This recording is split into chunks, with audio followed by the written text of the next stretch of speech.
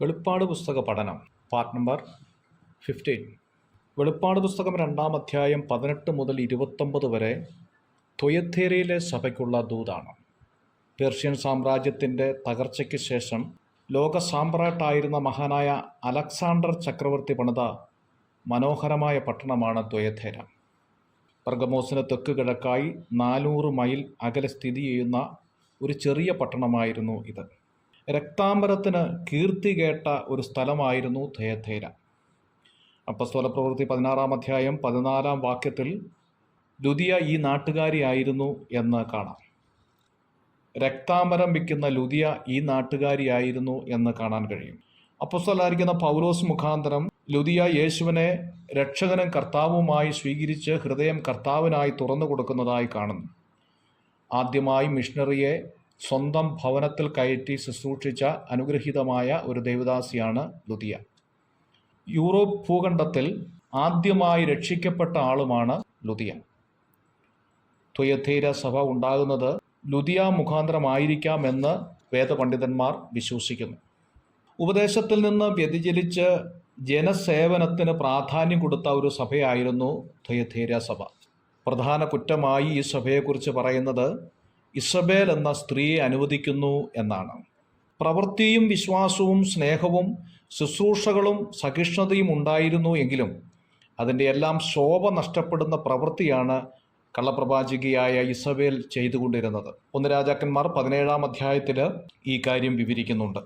ഇസ്രായേലിൻ്റെ സത്യാരാധനയിൽ നിന്ന് വിഗ്രഹാരാധനയിലേക്കും ദുർനടപ്പിലേക്കും നയിച്ചത് ഇസബേലായിരുന്നു.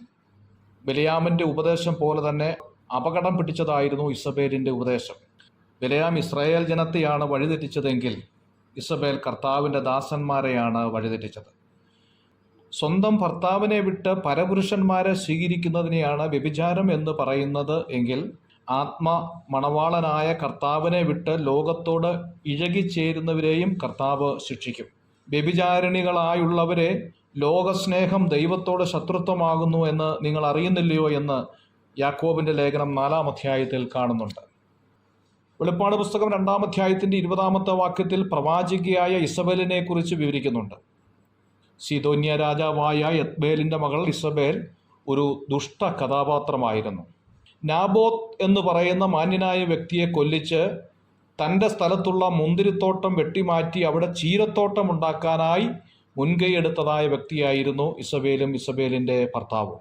ഇവളുടെ മരണത്തെക്കുറിച്ച് 2 രാജാക്കന്മാർ 9-ാം അധ്യായത്തിൻ്റെ 33-ാം വാക്യത്തിൽ വിവരിക്കുകയാണ്. സഭയിൽ കാലക്രമേണ കടന്നുകൂടിയ പൈശാചികമായ പിശകുകളെയാണ് ഇസബേൽ കാണിക്കുന്നത്. മൂല്യമുള്ളതിനെ ഇല്ലാതാക്കി മൂല്യമില്ലാത്തതിനെ മുമ്പോട്ട് കൊണ്ടുവരുന്ന പ്രവണത സഭയിൽ വർദ്ധിച്ചു വരുന്നു. വിശ്വാസവും ഉപദേശതയും തീഷ്ണതയും ഒരു കാലത്തുണ്ടായിരുന്നു, മുന്തിരിത്തോട്ടം പോലെ. എന്നാൽ അത് കളഞ്ഞ് ചീരത്തോട്ടം പോലെ കണ്ണിന് ഭംഗി നൽകുന്നതായ സൽപ്രവൃത്തിക്കും കർമ്മങ്ങൾക്കും ആചാരങ്ങൾക്കും പ്രസക്തി കൊടുക്കുന്നതാണ് ഈ കഥ ഓർമ്മപ്പെടുത്തുന്നത്. സ്വാർത്ഥ താല്പര്യത്തിനായി എത്ര പിതാക്കന്മാരെ നിഗ്രഹിച്ചു കളഞ്ഞ ചരിത്രമാണ് സഭാപിതാക്കന്മാർക്കുള്ളത്. മുന്തിരിത്തോട്ടം തകർത്ത് ചീരത്തോട്ടമാക്കി മാറ്റി. ആത്മീയ നവോത്ഥാനത്തിന് മുൻകൈയെടുത്ത മാർട്ടിൻ ലൂതർമാരെ പോലെയുള്ള അനേകരെ കൊന്നുകളഞ്ഞ പാരമ്പര്യമാണ് സഭയ്ക്കുള്ളത്. കർത്തൃമേശയിലെ വീഞ്ഞ് രക്തമാണെന്നും അപ്പം ശരീരമാണെന്നും പഠിപ്പിച്ചു. ഇതെല്ലാം മുന്തിരിത്തോട്ടത്തെ നശിപ്പിച്ച് ചീരത്തോട്ടമാക്കി തീർക്കുന്നതിൻ്റെ പ്രത്യേകതകളാണ്. നമ്മുടെ കർത്താവ് കരുണയുള്ളവനാണ്. സഭയും അങ്ങനെ ആയിരിക്കാൻ ദൈവം ആഗ്രഹിക്കുന്നു.